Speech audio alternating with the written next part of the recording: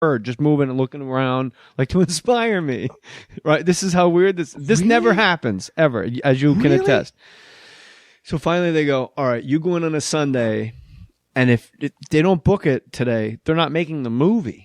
And I'm like, well, that favors me, I guess. And I go in, and I'm driving in Santa Monica to Sunday, and I'm like, I'll make him East Coast. I'm like, hey, how you doing? I'm like, but don't make him Italian, like a greaseball, like, hey, go, you fucking animal. Look at the big bush. She's a fucking pig with the bird.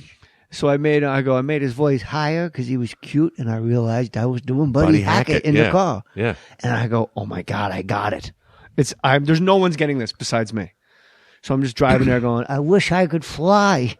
Oh, Marie, oh, whether I miss you, come back to me. I'm like, this is amazing. Providence, beautiful. No. I'm sitting in the waiting room. They're like, do you want the sides? And I'm like, nah, I'm good. You want something to drink? Nope. I'm like a cocky asshole. Like, nah, I'm all set. Just sitting there ready to go. They go, okay, we're ready for you. Fucking Buddy Hackett walks out of the room.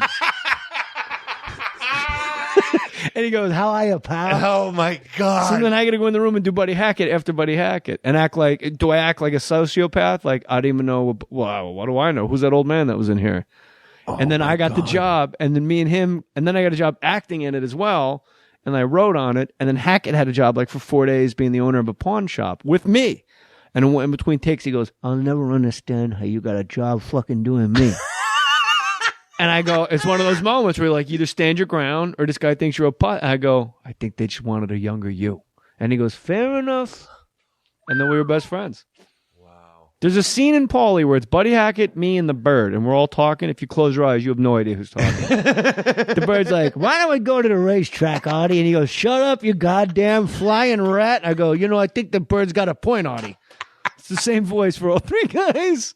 What stand-up did you and Tim do that we can pull up for the Tumblr page on television? Because you guys were a force of nature. You killed so hard. No. There was a thing. There's an on the original Jon Stewart show on MTV. There's a YouTube. There's a YouTube somewhere. So if I type in YouTube, Red Johnny the Round Guy on YouTube, there's that.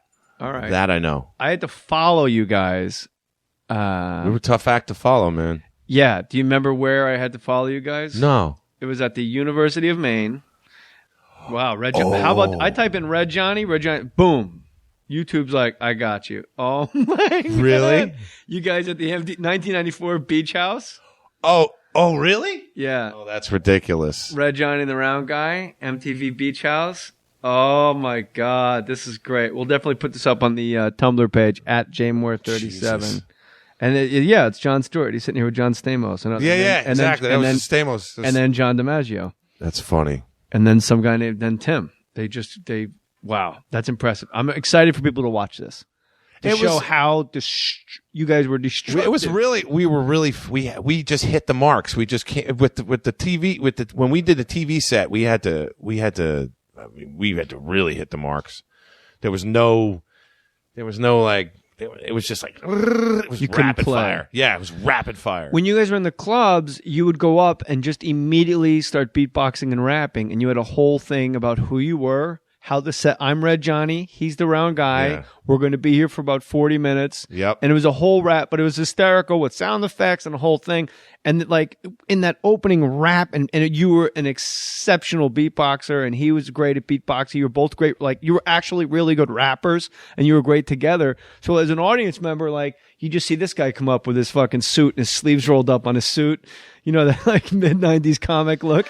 And then these two potheads come up like, I'm Red Johnny and he's the round guy. Now for 22 minutes, we're going to, it's just crazy. And then he was like living check to check. That was a good one. And then you did all those like phony commercials. But the one I loved the most was you guys were the first guys I saw, and I've been obsessed with these ever since, to tap into regional commercials.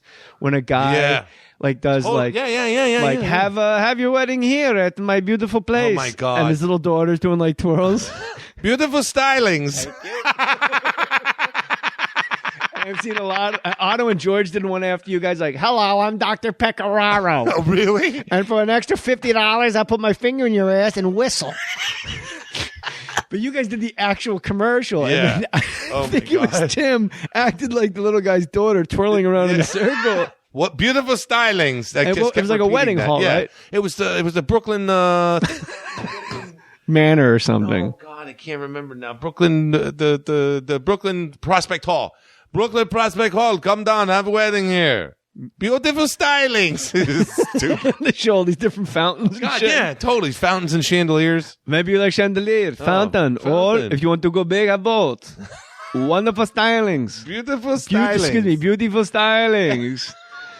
I followed you guys at the University of Maine, and I remember saying to Barry Katz, "Are you out of your mind? Yeah. I got to follow these two animals?" Because at the time, I was the draw. Right. But I still knew that you guys were doing 45 minutes. And Yeah. I like, oh my God. You rough- guys, I'd rather follow anybody than follow Red Johnny and the Round Guy. Because you guys were a goddamn menace. Yeah. It was crazy. We were tough. My proudest strategic stand-up move I ever had in my life was at that college, University of Maine. I got a suit and I got a tie. And after you guys left the stage, I had a 5-minute break. And I told the kids, say, we'll be back in 5 minutes. And I went on stage in a suit and tie. And I never took my hands out of my pockets.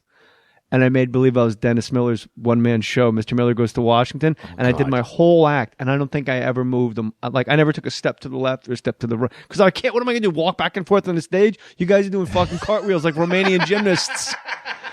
You know what I mean? So I had to do something so completely different. Yeah. I'm like, and I remember in my hotel room putting a tie on going, fucking assholes. I got to follow these fucking guys. And they're my best friends. God. They're my best friends. They're going to blow me off the stage and I'm the headline. I'm going to look like a fucking jerk. Because your biggest fear, because your whole hope when you're opening for somebody is on the way out. They were like, you were fucking better than the headliner. And I go, this is the night. This is the night that happens. I've now reached that. 1994, I did Saturday Night Live. That was my only credit. And it was like University of Maine, Saturday Night Live's Jay Mohr, and also these other two guys, me on the show. It's like, like you're just lighting your balls on fire. Johnny's licking it out and pouring milk out of each other's assholes. Like, hey, I don't know if you guys know what an anal spectrum is, but check it out. So many colors in the rainbow, people. Now, we put tabs of acid under your seats. Roger Biv. You guys have all started peaking now. Oh. And everything is lost. So it was hard to leave. What did you miss most? Having the camaraderie. I think you already made it very clear. You missed being in front of a live audience. Being in front of the live but you didn't miss like your partner. No. Really? It was that dysfunctional. Yeah. Because Cato and Morin. Yeah. I remember we had to fucking that was Barry Katz teaching you guys a lesson. That was Barry Katz. Listen, man, I gotta knock these guys down a couple of pegs, man. You guys it was were fucking high. harsh. Joe Rogan emceed that show, right? And then was that Stitches in Boston? No, it wasn't even at Stitches. It was at some fucking dump in Providence. Dump in another town. In Providence. I had it wrong both ways. Oh no! It was in Providence, and it was. Oh, it was just it was so horrible. Rogan host, super high energy. Rogan host, yeah. We drove 7 or 8 hours that day to get to this gig. I think we were down in which is Philadelphia. Weird because it's a 3-hour drive. We were in Philadelphia to get to Providence. Yeah, we drove all day that day. We get there, we had to stay in like a Roach Motel, like some shit because they never put us up. No, it was ridiculous. We go and change. We come back. We're like, okay, cool, and. First of all, let's not bullshit each other. You guys actually changed for a show. Yeah. Oh, yeah. Into what, your good T-shirts? Yeah, exactly. You said that as Colin. Exactly. I know. Red Johnny and the Round Guy. Let him go back to the hotel and put on the good Hendrix shirt. That always gets way more laughs, than the Spin Doctors T-shirt, He said to us once, Red Johnny and the Round Guy, huh? You guys look like the lacrosse team. The St. John's lacrosse team is on trial for rape. Anyway, no, you look like you'll kill. Yeah, thanks a lot, Colin. Thank you very much. What do you want me to do? I don't know. Do they not look like the lacrosse team? If I was Dwight Howard, I would drop Kobe. That's what he said to me on my radio show. Really? Yeah, and then 4 days later, Charles Barkley made news saying, Dwight Howard needs to tell Kobe to shut the hell up. And I go, I played the clip, and I go, that might be news. If 4 days ago, Colin Quinn wasn't on going, Dwight Howard needs to tell Kobe to shut up and drop him. And be like, I appreciate what you're saying about me, kid. And Kobe be like, why don't you do something? I go, my favorite part of that is that in Colin's mind, Kobe has like a toothpick in his mouth and grabbing his nuts. Why don't you do something? Why don't you do something? Like he's doing a commercial for Everest College. Why are you making it difficult? Why don't you do something? I will. Meet me outside Staples Center. You knucklehead. So, all right. It's your Joe Rogan hosts. Joe Rogan hosts. And then Cato and Mohr. Cato and Mohr come on. Who, by the way, we have to tell the listener. They were local Boston guys. Heroes. They were heroes. They were a huge comedy team, and they were known all over New England, and they were the premier comedy team. And they didn't rap, but Tommy would go out and sing Elvis into the audience. Yeah. Tommy Morin was like a 6'6", beautiful Mexican guy, kind of looked like Elvis. Yeah. And then Cato was like a little guy, looked like Richard Dreyfuss and Joe Pesci combined. Yes. And they destroyed harder. They would kill. But this night, and it was billed as a tag team co-headline, like we were supposed to. You were the Samoans, they were the Bushwhackers. Yeah. Oh, nice. Fucking, they got out there. They crushed. We had like 25 minutes tops. We got out there. We shit the bed so fucking bad. It was like, Mommy, the sheets are all dirty. I did a poop in the bed last night. It was the worst. My legs are warm. It was the worst. The next night we were the middle, and we killed. We did fine. But could they follow you? Yeah. Of course they could. They were better act at the time. And they were better. You guys were super high energy. And plus we were a little more urban. Yeah. And a little more, and younger, and a little more urban, and they were like, who the fuck are these? Why the fuck are they fucking doing that? Somebody go down to fucking So 30-year-old Tommy white Farms and get me a fucking pack of Marble Ice. 30-year-old white people are like, who the fuck's with the rapping? Yeah, exactly. Dude, I like fucking Kansas. Do you have any jokes about the Sox? Yeah, exactly. Fucking dude, come on. Johnny Damon is a saint. Fucking that guy, I swear to God. I saw Ted Williams' head at the package store. They got it next to the Bomb Pop Juniors. I couldn't believe it either, Johnny. Fucking dude, tell me about it. I swear to fucking God. I was with your mother the other day. We fucking, thank God she had fucking smokes. Tell her I owe her a pack of fucking Virginia Slims.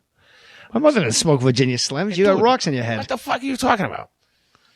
You and I went to a Rangers game, and we were pretty high. I guess is the word. High, drunk, all the above. We were enjoying ourselves. It was a makeup game. It was but it was between the Flames, the Calgary Flames, and the Rangers. And Messier had scored. I remember this because Messier had scored his 500th goal that night. But no. I have to set it up why it was so empty.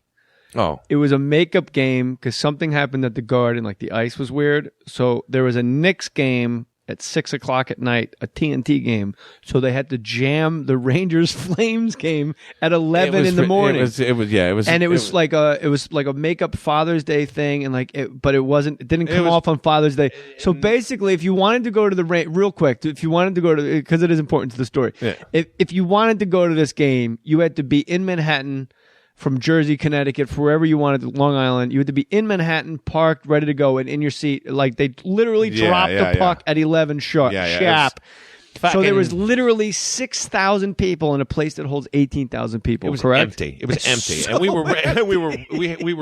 were right behind the net, and it had to be, I don't know. It was the Rangers were kicking the shit out. It was like 5-0, and it was like the middle of the third period. And it was all of a sudden it was quiet in the Garden. It was so quiet. Coughing across the way. Across the arena, you could hear people coughing. And I just said fuck it, and I just stood up and just went, "Come on, Flames!" And the whole fucking place just broke up. It was perfect. It was you killed. Yeah, Madison Square. Yeah, let's go, Flames! I was just like, "Come on, Flames! You can do it!" And the fucking place you just wouldn't stop. Fell apart. You wouldn't let anyone off the hook. No. And people are like looking up into the stands. Yeah, it's horrible. The players are looking up like, oh, shit. They think there's an enormous gay man that made the trip. I love hockey. Be careful on your skates. Skate harder. Do it. Why don't you just shoot the puck and make it go in the goal? Listen, it's got to be easier than this. It should be 25-20 by now, for Christ's sake. Those uniforms are too matchy-matchy. Oh. I hate red and yellow. Oh, you guys please. suck. Have you ever been to Calgary? Love Calgary. I've One of been my to all-time favorite cities. Let me tell you something. There's the place called Shark Cut. This restaurant, it's awesome. Oh, there's a barbershop. Oh, no, yeah. Hey, go down to Shark Cut, get your shit right. You've never heard that voice in Calgary. Hey, man. Hey, I love the Flames.